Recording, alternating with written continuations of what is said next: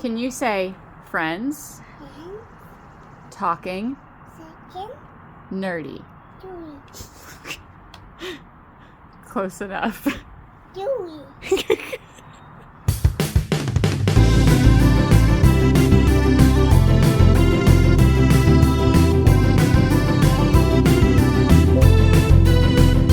If your friends are nerdy and you are nerdy too, I want to talk to you. Friends talking nerdy.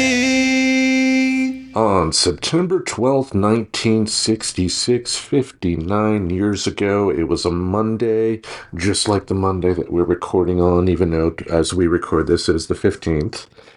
On NBC, the Monkees debuted.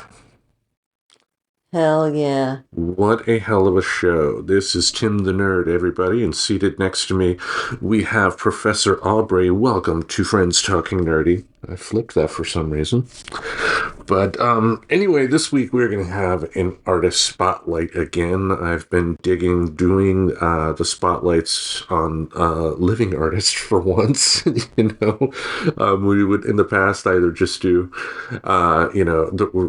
like record an entire album from one person, or if they, sadly pass away, then we'll do a tribute. But we've just started recently deep diving into artists that are living, and that's kind of exciting. Yeah. It's nice not to just deal with dead people all the time. I know. So much sadness in the world. It's always good to have a little positivity come your way, even if it's from the Prefab Four. Now, what are your earliest memories of the Monkees? Definitely Nickelodeon. Afternoons. Every day. Staple of the post-school hang out and snack before doing homework kind of moment. Nice. How about you? Probably the same era, because I was thinking about it, and I really started getting into the show in fourth grade. Fourth grade for me was 86, 87 school year.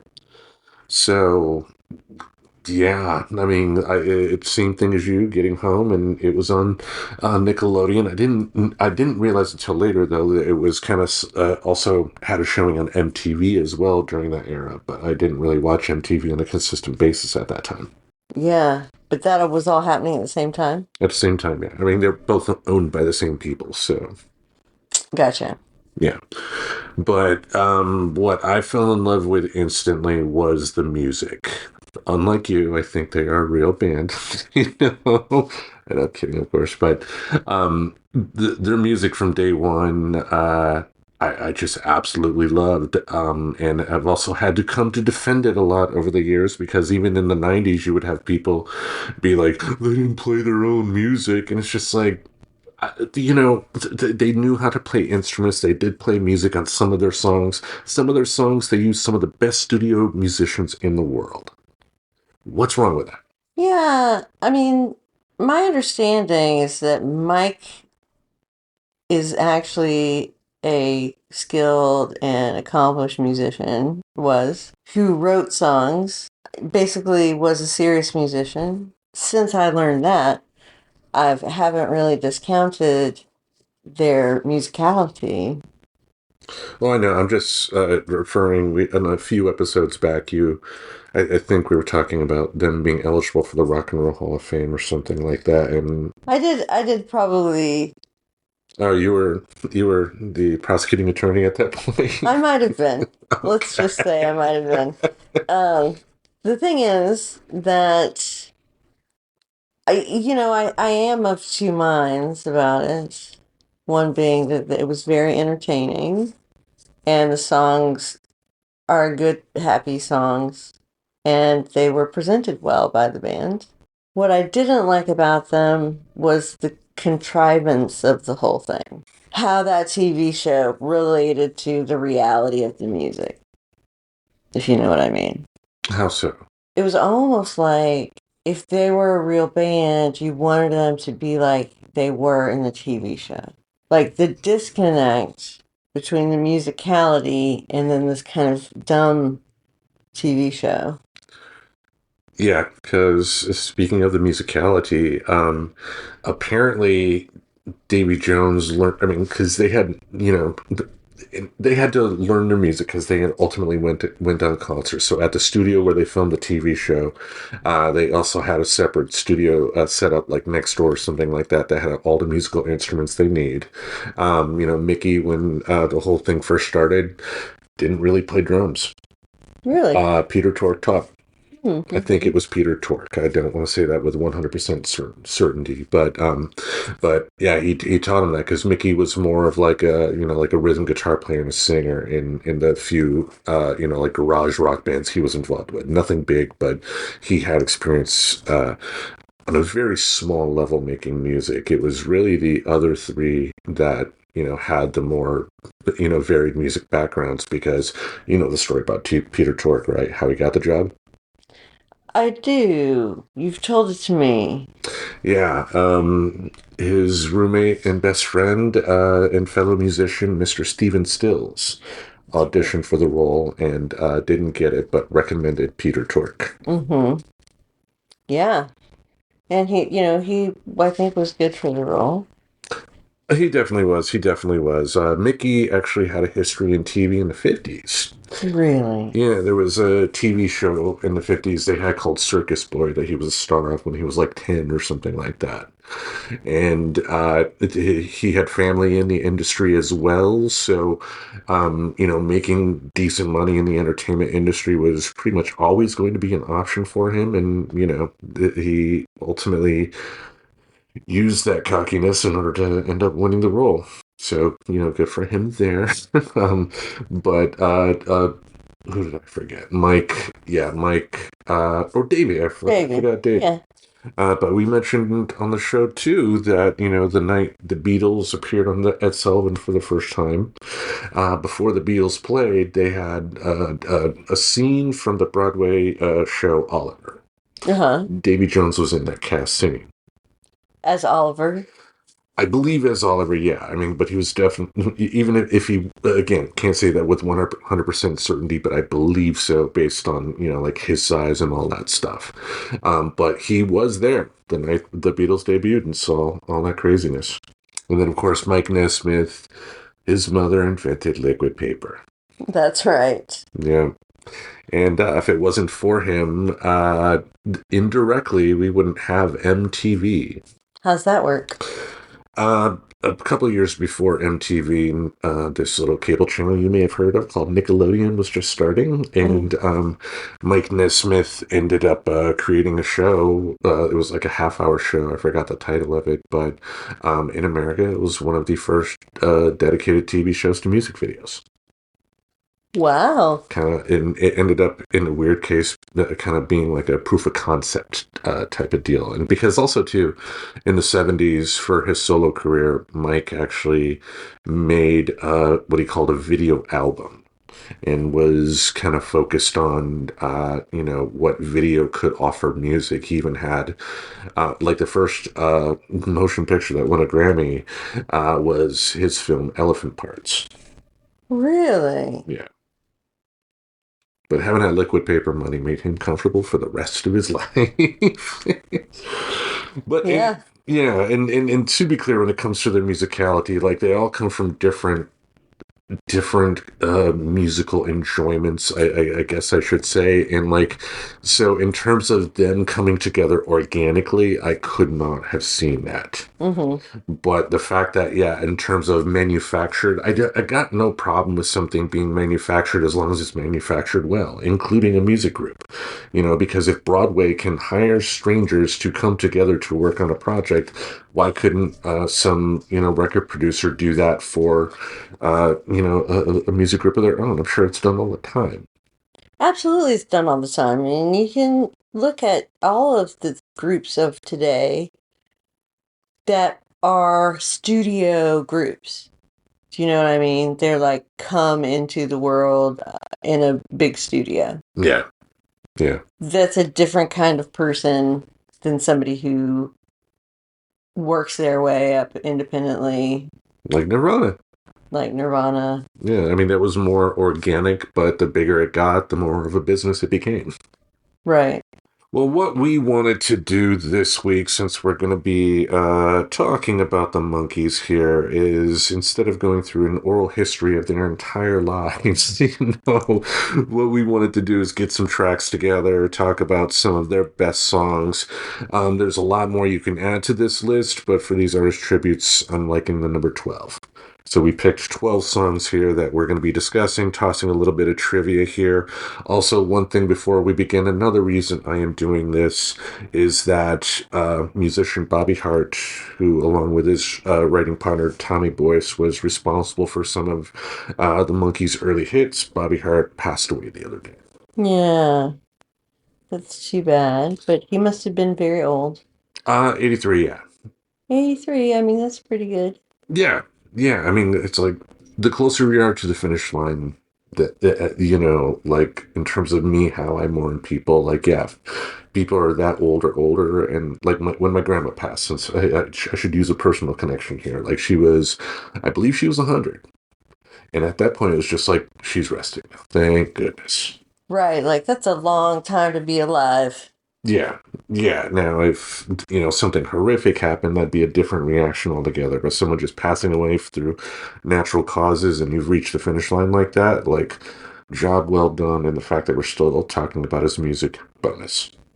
Absolutely. Yeah. So how about we start things off with a song Key Help Right? Let's do it. And by doing that, we'll be taking The Last Train to Clarksville. This song was a subtle anti-war song. The train hinted at a soldier's departure for Vietnam. And it was recorded with the Wrecking Crew, the same group of musicians that helped with numerous albums in the 60s from artists like Sonny and Cher, the Beach Boys, among many others. Glenn Campbell was originally lined up to play for this, but couldn't make the session. Wow. That would have been fun, but they also did have had other musicians that became big names play on some of their tracks too. And the last bit of trivia here: this song hit number 1 before the TV show even premiered, giving the band instant chart legitimacy. I think, this whole Monkees experiment doesn't work if the songs suck. Absolutely. We would not be talking about them today, of course. Yeah, and it's like, also too, like, even if we ended up liking the song, I think of Sugar Sugar from the Archies. Great song, but do you associate it with anybody? No. No, you don't. It's just out there now. Right. And for the young people out there, the original music producer for the Monkees, Don Kirshner, ended up doing the music production for the Archie's cartoon in the 60s, where Sugar Sugar came from. Oh. Yeah, so nice link there. But, when we hear these songs, we think of the 4 guys that we saw on that TV show. Like, to your point, it's like, did we see them as the characters on the TV show? Or did we come to appreciate them as, their own musical souls coming into that, arrangement, if you will? Yeah, exactly. Very well said. Why don't you tell me about the next one? Well, okay. Yeah. The next track here is, again, you talk about the Monkees. This is another song that when you hear it, it doesn't matter who's singing it, you're thinking the Monkees. Written by one Neil Diamond, I'm a Believer. Yeah, I mean, what a great song. Neil Diamond. Yes. The organ riff. The organ riff at the beginning was played by a gentleman by the name of Al Cooper, who was just fresh off of recording a song you may have heard of called Like a Rolling Stone. Oh, wow. Yeah. Wow. That's such a great part in that song. Yeah.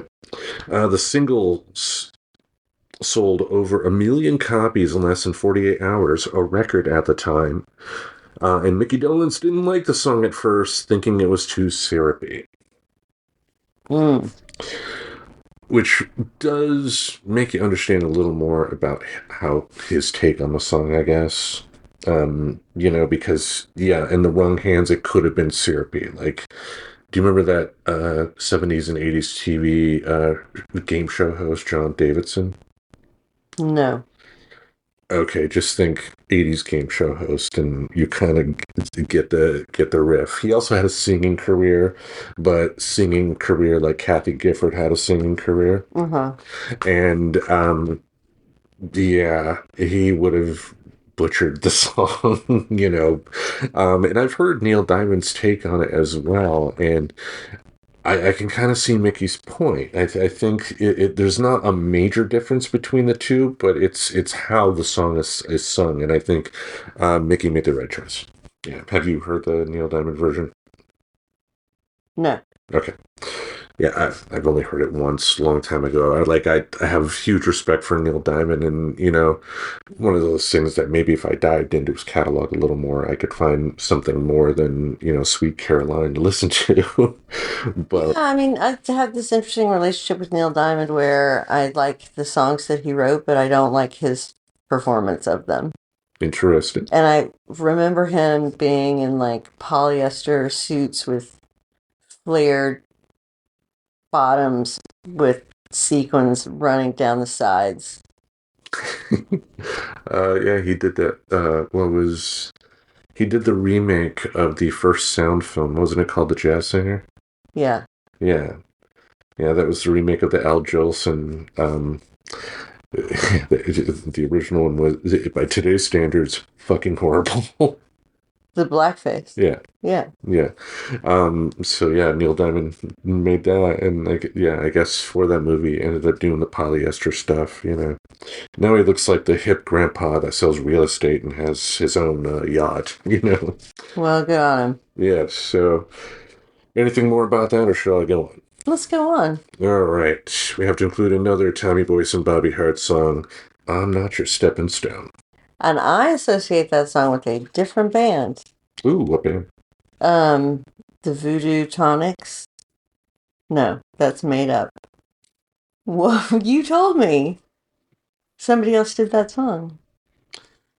I don't recall stating, but one of the bits of trivia here, covered not just by the Sex Pistols, but also by Minor Threat, making a punk staple. Yeah. Jimi Hendrix also did a cover of it on stage. Yeah, that's all pretty impressive. Yep. It became the first Monkees B-side to chart on its own, which, back in the day when they did have, singles, the A-side would generally be the song that the music studio thought would be the bigger song, so that would always go on the quote-unquote A-side, and the B-side would be, your wacky gems or just, stuff that they didn't have as much faith in. So when a B-side charts, that's big news. Sure. That was big news, I should say. Probably not as much of a big deal now. Sure. And, it reminds me of the Stones. Maybe just because it says Steppin' Stone. But it doesn't remind me of Steppenwolf, so that probably doesn't work. I don't love this song for them. But it sounds like you love it for another reason. Seven Stone? Yeah. I love it for another reason? Well, you said you don't love this song for them. I thought by you saying that there was another band that did this song that meant more to you. See, I thought there was an original band that did this song. You're right. The other bit of trivia that was not on this list of trivia here that I compiled. Paul Revere and the Raiders. Yes. Okay. Yes. Okay. Yeah, we got to it, folks. Yeah. Yay, we got there. So you mentioned to me that they did the song slightly earlier than the Monkees did. And what was the commercial performance of that?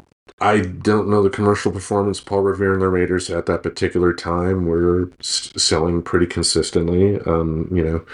They were contemporaries of the Beatles and the Stones at that time. So, I'm not going to say that we're like number one hit selling out stadiums or anything like that. Oh, sure.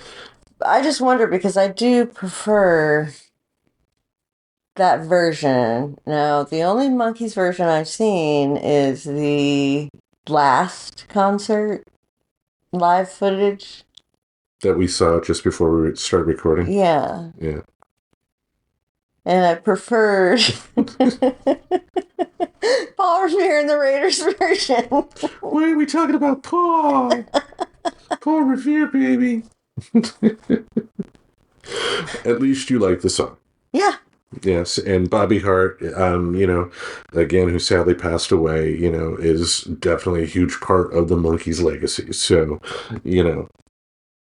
there's love right there. Just like you got to have love for the Stone Ponies. That's right. Yeah, they covered that Mike Nesmith song, Different Drum. Different Drum. You and I yeah. must Dance to the beat of a different drum. Yeah. Can't you tell by the way I look? Every time you made us. Goodbye. Okay, sorry. It was like Linda Ronstadt was in the room. Should I go on to the next one? Yes. All right. Speaking of syrupy, but done correctly, Daydream Believer. Written by John Stewart, who was a member of the Kingston Trio. Stewart originally called it Daydream Dummy when he wrote it. Nice. Yeah, the horn section in the final mix almost didn't make it. Davy Jones lobbied to keep it. And RCA didn't want to release it, thinking the Monkees had peaked. It hit #1 anyway. So I believe, and I could be, again, not 100% certain here, but I believe this may have debuted in either late season 2 or early season 3. The show was only on for 3 seasons. So, pretty, in terms of thinking they peaked, when you have a show that's dedicated towards kids, even today, kids' interest will fade pretty quickly before they move on to the next big thing the older they get. Sure. They will follow up with it, the older they get, but, that will take time. But Daydream Believer, what do you think? Great song, love it. Syrupy factor? I don't think it's terrible. I think it walks that tightrope as expertly as you can. Again, in someone else's hands, the delivery could be extra syrupy and just bad. But Davy Jones honestly doesn't get credit for his singing ability and, what that did for rock music because of his Broadway background. He did have a lot more vocal chops behind him and just, one hell of a song. Yeah, love it. Yep. How about I go on to the next one? Okay. All right. This was written by Mike Nesmith himself. The Girl I Knew Somewhere. This was the first Monkees A-B pairing to feature a band-played song, a crucial turning point. Does band made mean it's just them playing? Yes. Not the studio musicians? Correct. Yeah. Yep. Just them. Now, even on those albums where they played the instruments, I believe they would have songs with string sections. I don't think they played the strings, so they would still bring in other people for instruments they didn't know how to play. But yeah, this is one of the first to where they ended up playing themselves. The harpsichord line in the song was Peter Tork's contribution, and it was recorded in a single take. And Mike Nesmith later admitted that the lyrics were about deja vu, but written under caffeine and nicotine. Right. Yeah, that's a college student's version of crack, coffee, cigarettes, weed, all mixed together. They forgot the weed. I find this to be a more complex and interesting song than some of the earlier songs, if you know what I mean. The melody is not so simple. The music is more subtle. It's got this really heartfelt sense to it. And I've got a thing for singer-songwriters, so of course I would think that, knowing that he wrote the song. But I do think there's something special about that. This is around the time that they were taking ownership. They were going from paid musicians performing a task for money to becoming that band. Mickey Dolenz compared it to Spock becoming Vulcan. Leonard Nimoy becoming a Vulcan for real. And once they did that, the quality in the music, just went, to your point, above and beyond the early stuff, like I'm a Believer, like Last Train to Clarksville. But that's what good music does. That's what good musicians do. It's like the Beatles didn't, all of their albums didn't sound like their first album. They evolved Boys. each album. The Beach Boys, Rolling Stones, the Doors. You name the band, name the legendary band. Like even Nirvana was. They didn't have much output, sadly, but what they did put out showed that there was an evolution going on. Mm-hmm. So yeah, the Monkees definitely had it. They definitely did. All right, shall I go on to the next one? Yeah, what's the next one? I think this is one of the most beautiful songs ever made. Wow. Porpoise Song. It's the theme from their movie Head, written by Jerry Goffin and Carole King. Carole King is great. Yep. The dolphin sounds were lifted from a sound effects reel and mixed almost subliminally. Mickey Dolenz vocal was recorded through a Leslie speaker cabinet normally used for organs.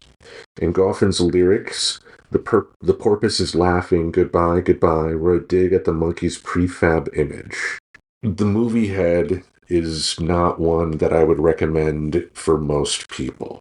It's a film that you have to be in a certain type of mood to want to see. Before we recorded, I described it to you as the perfect cinematic take on what an acid trip is like without having to take acid. Having said that, the music that they put in this film is probably some of the best they ever did. Porpoise Song being one of them. Like I said, to me, it's one of the most beautiful songs I've ever heard. What are your thoughts? It's all right. No. Well, you're just making me think about the whale song. The song with the whale song in it. Not familiar with it. I'll have to figure it out and tell you about it because it's really cool. Right. I wish they would have recorded New Dolphins. Like near where they lived in Hollywood. They could have found some new dolphins to record. Oh, this movie, though, they're lucky they got it together because, I told you who wrote it before we recorded, and I've mentioned it on the show before in our archives. Jack Nicholson wrote this movie before he hit it big. Because the producers of the Monkees ended up producing and directing this film you may have heard of called Easy Rider, which started, the 1970s boom of auteur directors, which also led us to George Lucas and Star Wars. So, the Monkees was really the snowball, the early part of the snowball effect that became, like pop culture as we know it now. Because of that, just because of, everybody they knew and whatnot. But that movie is not for the faint of heart. Let's put it that way. It does not have a traditional narrative in any way, shape, or form. No. And it has been confirmed that the only reason they named that movie Head was that on the off chance that it was successful, the sequel, the commercial for the sequel can be like, from the producers who gave you Head. Yeah. Wow, how immature. Yeah, they literally, the writing, the writing, if you can call it that, from Jack Nicholson was, he got all the Monkees in a room. They were smoking some of the best marijuana that you could in the 60s. And for like a few weeks, they just recorded themselves talking and talking and talking. And then Jack Nicholson took that and molded it into what you saw as the movie Head. And, there's a reason Frank Zappa's in it. Yeah. Yeah. Any other thoughts, or shall I go on to the next one? Let's go on to the next one. All right. Take our chances on the next one. Take our chances. This one might be. I'll take what's behind door number 2. Yeah, it's an outhouse. Wah, wah. Yeah. I had to include at least one track from Peter Tork, just because as far as the Monkees go, he's like the Ringo of the group in terms of his music, the interest I've had in his music, comparable, with the Beatles and Ringo. They're both great musicians. And, if you do listen to a lot of Peter Tork's stuff, like, it's unfortunate that he was not able to make a path in the music industry past the Monkees. And this song shows it, called Long Title, Do I Have to Do This All Over Again, from the movie Head as well. It was recorded in one take with the Monkees themselves on instruments, but they also did have other musicians that played along as well, including one, Stephen Stills. Were they different tracks? All these different people? What do you mean? I mean, would they record each one as a single track, or did they do it like everybody was singing at once? No, for the stuff they recorded in the studio, it would be, they would start out with, the guitar player goes in and does his thing. Once he's done, they get the bass player in to play their thing, and then, et cetera, and then they mold everything together at the end. Okay, just making sure I understand that process. Yes. It was Peter Tork's only solo composition for the band's official albums, and Tork said he wrote it about the monotony of the recording industry grind. So if I just remembered what I compiled for my research there, I could have answered my own question. Why he wasn't... Because I remember seeing a video on YouTube of an early Late Night with David Letterman episode, and it was one of his stunts, and his stunt, it was like 82, 83, was win a date with Peter Tork. And you found out that Peter was working as an elementary school teacher at that particular time and was not particularly happy with the Monkees. Oh, I bet not. He was kind of insulting his past, which is, again, like, you listen to this song, though, and it's just like, he had so much talent. He could have offered so much more. Why didn't they let him? Why didn't he want to? But as long as he was happy, that's the ultimate thing. So then he came back and was like playing in the band and stuff. Yeah, because money's nice. It's Sure. like, it's the reason why Mick Jagger will still tour with the Rolling Stones, but not put out another solo album after his last solo album only sold around 900 or so copies worldwide. Whoa. Or you want to do the Star Trek comparison again, like the original cast of Star Trek, starting in the 70s and ending in the 90s, had a string of successful films. But was anybody else going to pay to see DeForest Kelley show up in another movie where he wasn't Bones? No, they were not. They wanted him as, Bones McCoy. They wanted Nichelle Nichols as Uhura. And unfortunately, I think same with Peter Tork. He was a Monkee. Yeah. Yeah. On that positive note, shall we go on to the next one? Yeah. All right. I think you may like this particular track here. She Makes Me Laugh. Oh, such a good one. Yeah. And this is from recently. Yeah, from their 2016 album. The person who wrote this was Rivers Cuomo, the main singer-songwriter for the band Weezer. Oh, cool. Yeah. You love that Buddy Holly song, don't you? Mm-hmm. Yeah. Cuomo reportedly wrote it after binge-watching old Monkees episodes. It was the lead single from their 2016 album Good Times, marking their first new single in decades, and the lyrics reference texting, a wink at the Monkees adapting to modern life. Because, we've talked about the Good Times album before, and that was where they did this after Davy Jones passed away, but they got help from other songwriters in terms of help us make a song for, the Monkees as we are today, but I guess still as if they were the characters from the show, which is why Rivers Cuomo wrote the song the way he did. What are your thoughts? I think we've talked about this song a lot. I love this song. It's a sad song at the same time that it's a happy song. It depends on the relationship you're currently experiencing with the person you think of when you hear this song. Do you know what I mean? Yes, sorry. Yeah. So,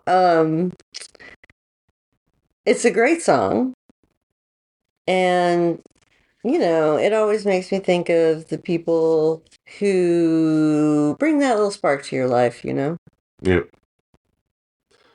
Well said. Well said. And again, we've talked about this multiple times in our archives. So, unless you have anything else, how about we could dive into the next song? Sounds good. All right.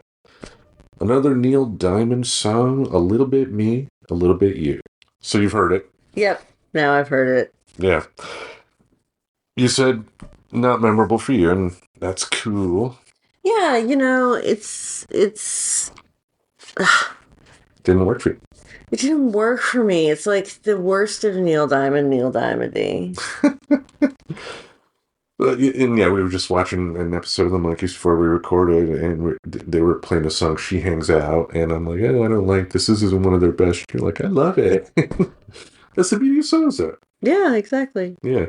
This song was the original the original B-side, She Hangs Out, was released without the band's knowledge, leading to Don Kirshner's firing. Speaking of She Hangs Out. Yeah, because they were looking for a little bit of control. Like Peter had mentioned in interviews that, they were not at all against having session musicians or people writing songs for them or stuff like that. They welcomed any and all help that they could get. They just felt that if they were going to be the faces of the band, they wanted some say in how the song in the songs that were chosen and how the songs were played, which I think is a fair point. Like if you're trying to make this into a thing, then let the people that you're paying to be the face of your product have a little bit of say in what happens. It was one of the last Monkees hits before they fully took over their sessions, and the rhythm was inspired by Neil Diamond's own song, Cherry Cherry. Yeah. So I dig this. Like, yeah, would I say this is my all-time favorite Monkees song? No, but I think it does show... it's a good example of Davy Jones's like breathless singing. This is the one that back in the day, every 14-year-old girl in the 60s, when she heard this song, thought Davy was singing to them, Mm-hmm. Crooner. Yeah, crooner. Swooning the young little ladies. And then inspiring them to buy tickets to see them in concert, and then have the Jimi Hendrix Experience open the show. Did they have the Jimi Hendrix Experience open the show? They were the ones that debuted the Jimi Hendrix Experience in America. Wow. Yeah, it's yeah. I bet it didn't go well. Oh no! Imagine Jimi Hendrix getting booed off the stage by like 13 and 14-year-old girls screaming, "We want Davy!" Mm-hmm. Ultimately they put it out in the press later that like Jimmy had to cancel because he was sick or something like that. But the fact was they did know a number of their musical contemporaries. Like if you look at the film they did when they were recording A Day in the Life, Mike Nesmith was there when they were recording A Day in the Life. The song that Mickey wrote, Randy Scouse Git, references the Beatles. He calls them the Four Kings of EMI in the song. They hung out with the Beatles. I remember watching the movie Head on AMC back in 2000, and Roger Daltrey from The Who was, introducing it. It was like a marathon of like rock movies. And he was giving the intros to all of them. And, he said that the Monkees were one of the most underrated bands of the 60s. So, anyway, a little bit me, a little bit you. Let's move on. Okay. I think this song right here is probably one of the best pop songs ever made. Okay. One of, not the. Okay. So there's always argument to put other things in there. So if it's number 7, it's still number 7 of all time. Okay. So, right. Yeah, we can argue there. But another song written by Jerry Goffin and Carole King, Pleasant Valley Sunday. It was written as satire about suburban conformity near Carole King's New Jersey home. It features one of the Monkees' tightest group performances, with Nesmith's 12-string chiming, and the single mix differs significantly from the album version with a punchier fade-out. But, again, I've talked about this song before on the show. Absolutely love it. One of the best pop songs ever made. Obviously, with Carole King writing it, you can't go that far. You can't go that wrong. But what do you think? Yeah, I don't think I'd go as far as to say one of the best pop songs ever. It's a fine song. But yeah, I wouldn't put it in the best of category, even of the Monkees. I will. I'll carry that flag. You carry that flag, baby. Yes. Die upon your sword. That's right. Till my death. Fling yourself into Pleasant Valley Sunday. the arrows that are headed right for your heart. It's worth it. Anyway, shall we go on to the next one? Yes. All right. This is from the Head soundtrack as well. Written by one Harry Nielsen. I know you love Harry Nielsen. Yes. Harry actually wrote a couple of songs that they sang. Cuddly Toys, another one. Oh, uh-huh. Yeah. That's one of my least favorites. Yeah. I don't like Harry Nielsen, as you may know. I didn't know about the not like. I didn't think you were the biggest fan by any means, but... I probably have put it in those terms. Okay. I mean, that's what I'd say, right? Like, it's not my favorite. It's not my thing. Okay. It's not my thing. He's not objectively the worst, which is what I was thinking there for a minute, but it can't be true. He's not Garth Brooks. Well, Nielsen gave the Monkees several demos before his own solo career took off, which wasn't that far behind because, like, Head was like a year or two before, I believe, Midnight Cowboy, where Everybody's Talking, Harry Nielsen's big breakout song came. In Head, Davies' performance was choreographed by one Tony Basil, who 80s one-hit wonders fans will know by, "Hey, Mickey, you're so fine, you're so fine, you blow by it." Mine. It's, Hey, Mickey. it was my first 45 that I picked out myself. Tony Basil. Tony Basil, Mickey. No idea what was on the B-side. Not at all interested in her beyond this one song. Loved the video, which featured cheerleaders, but kind of zombie style. Not zombie style, but like punk rock style, I guess. Yeah, it was over-exaggerated makeup that even she was wearing. Mm-hmm. In that, like, the extra red cheeks, especially, if I remember correctly. It almost felt like a social commentary on the fakeness of people who participate in things like cheerleading. I think I really resonated with that as somebody who was antagonistic towards cheerleaders in my high school life. I get that. I mean, because, like, like, she's a smart person, and I don't think she would, sign up for something like that unironically. Right. Yeah. There had to have some edge or some meaning behind it. Yes. So I think it's probably a better song than most people think it is. But it's deep. It comes and it goes. I'll never forget it. Just like that song that I like in the 90s from that band Semisonic, FNT. It was on the album they did before the album that had their one-hit wonder, Closing Time. Oh my God. A worse song cannot be found. Yeah. Not after Closing Time. The song, FNT, the song, is a pretty good song. Is it the greatest song ever written? Of course not. 90s poppiness at its most 90s. But let's finish up the trivia for Daddy's Song. The film version of the song was edited differently than the album version, creating two distinct takes. Because in the movie, about halfway through, there's a vocal part that Davey does more serious, whereas on the album, everything's done in that high pitch. The Broadway pitch. And one thing I forgot to mention, too, was the choreography. I mentioned that Tony Basil did it, but what I love about that scene, and if you see any scene from the movie Head, watch Daddy's Song.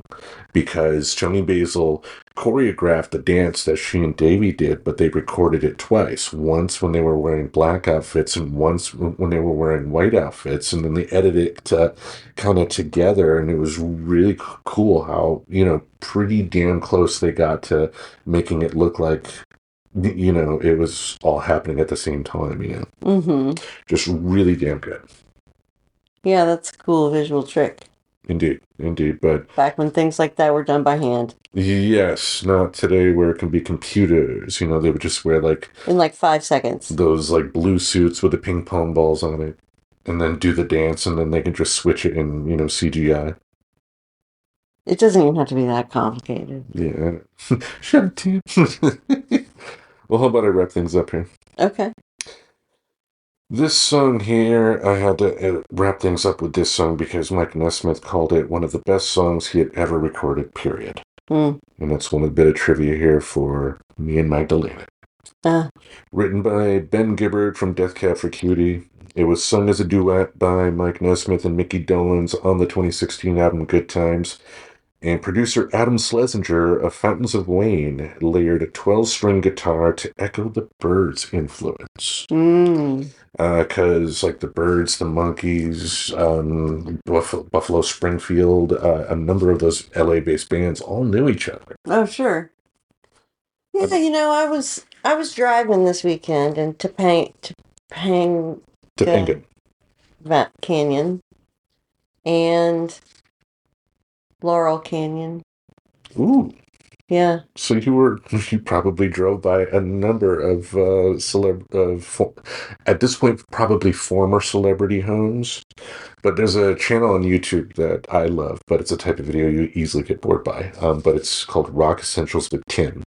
And this guy does walking tours of LA and other parts of the country related to famous rock things. And he did a number in LA and Laurel Canyon. Like Laurel Canyon, I guess, is where Love Street from the Doors is. And they have a street sign up, dedicated to Jim Morrison and all that stuff. Joni Mitchell had a house there in Laurel Canyon to where this little group you may have heard of sang together for the first time called Crosby, Stills, and Nash. Yeah. All kinds of history there. Yeah. But and the Topanga Canyon, similarly, had a lot of music associated with it. And the Monkees lived in Laurel Canyon, too. I mean, Peter Tork had a house where everybody came and partied. So you were reveling in the spirit of 60s rock and roll. Oh, yeah. Yeah. Oh, yeah. Yep. You could feel it. Yes. But I think after that list, like, I stand by my opinion that the Monkees deserve to be in the Rock and Roll Hall of Fame. Because any number of artists that you can think of that's already in the Rock Hall has done something that the Monkees have purportedly been banished for and won't have the ability to be nominated for, in terms of having other people write songs for them, in terms of utilizing studio musicians. It's like... There's so many people in the Rock Hall who do those things. Yes. Who did those things. And it's just been the snobbery of Jan Winter. I mean, the past couple of years without Jan Winter, part of the Rock and Roll Hall of Fame board, they've been making some good changes from what I've seen, like Judas Priest and Warren Zevon getting in. Mm-hmm. But, with Mickey Dolenz being the last remaining Monkey, like, they have to right that wrong by inducting the Monkees into the Rock and Roll Hall of Fame. I think... Are they as influential as the Beatles? No. Are they as influential as... They're more influential than Bachman Turner Overdrive. Oh, for sure. I mean, it's like, yeah. There's whole swaths of genres of music that they're much more important than. Yeah, because, I mean, even today, you can still hear Monkees songs being played or used in commercials or something like that. When we watched the concert footage for I'm a Believer, Mickey Dolenz himself referenced Shrek. The I'm a Believer song became famous again because it was re-recorded by Smash Mouth. Ooh. Yeah. But anyway, any other thoughts? The thing is that they're good songs and good songs survive. That they do. They stand the test of time. And these guys had hit after hit after hit. And it was those guys. It wasn't like an Archie's thing to where random faceless people were brought together for a musical endeavor. Like we're going to associate this music with those four guys. So that's quite the legacy. Absolutely. All right.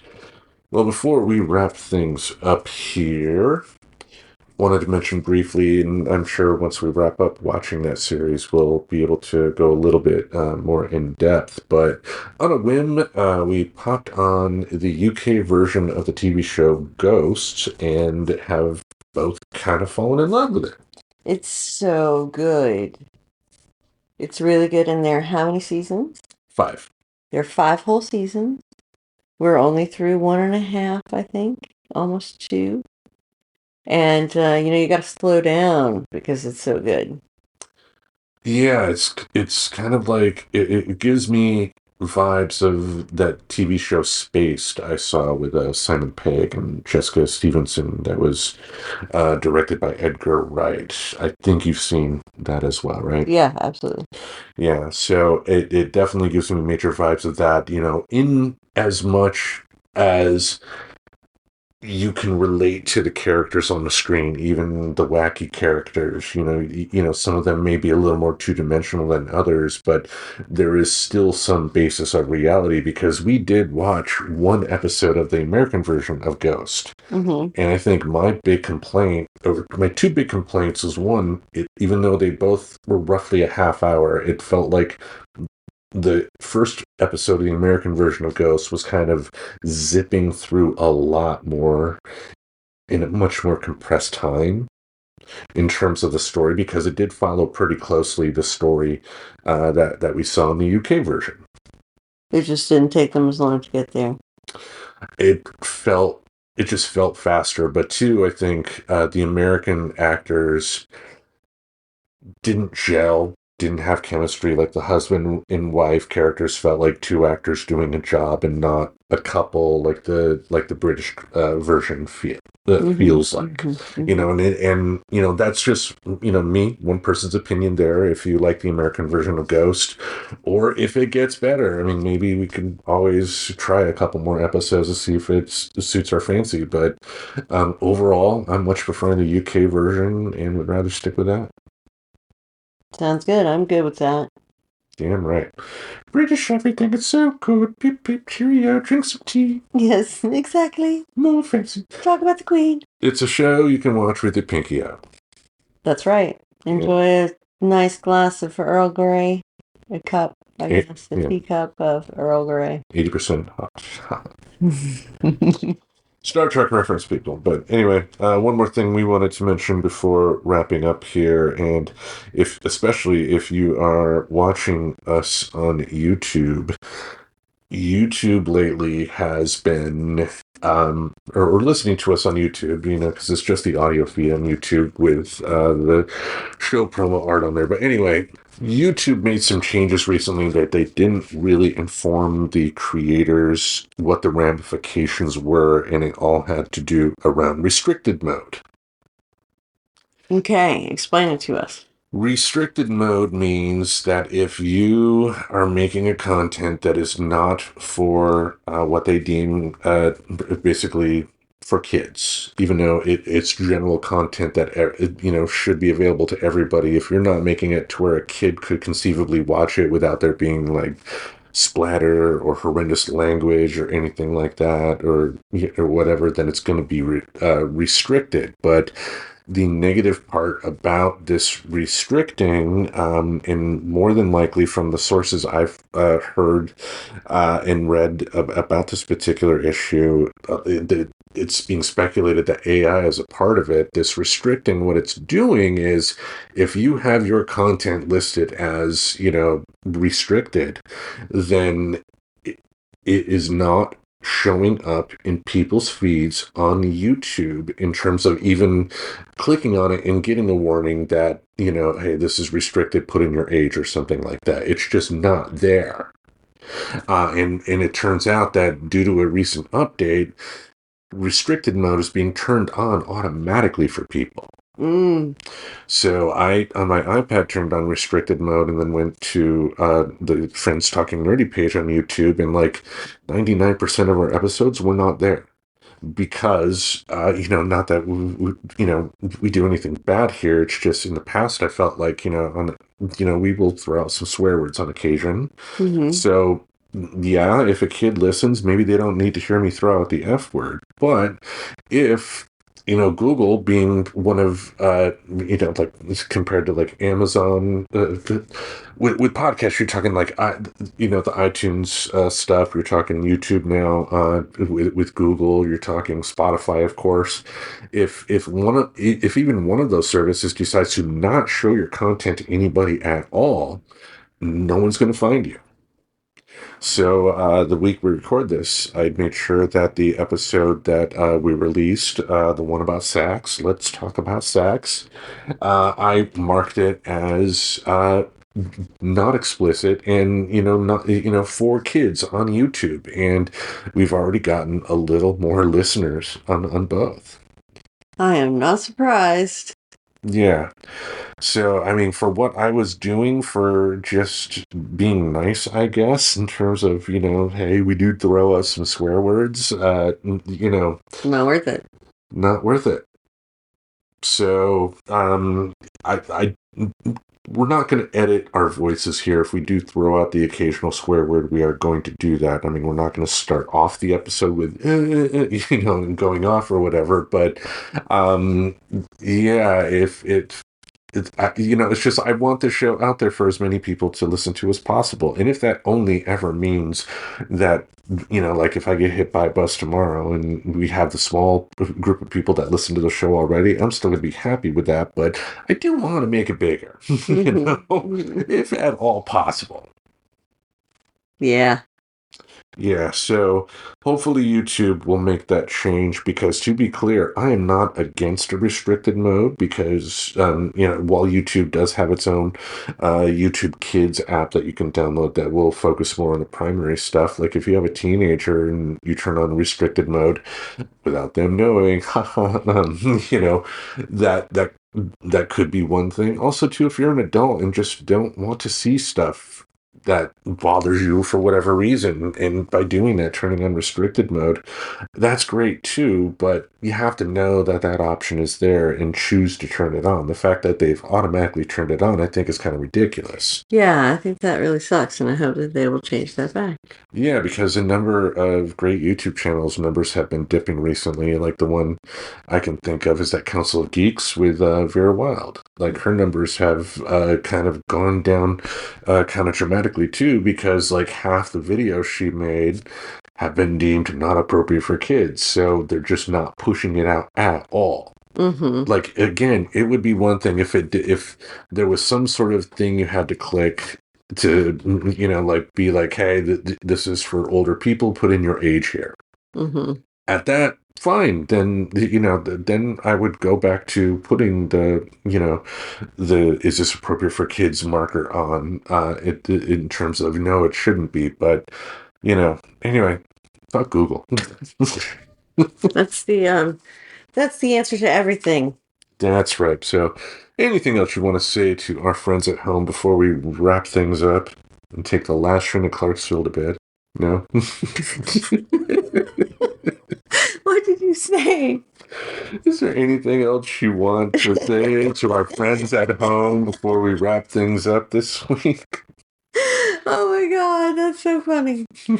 I just missed that because I looked in another direction and, it's a little bit late. Like, forgive me. Is there anything else I want to share with our friends at home? Nope.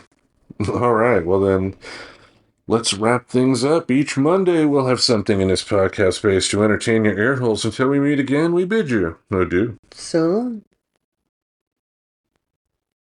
I got nothing. Ribbit. What could I say? Ribbit.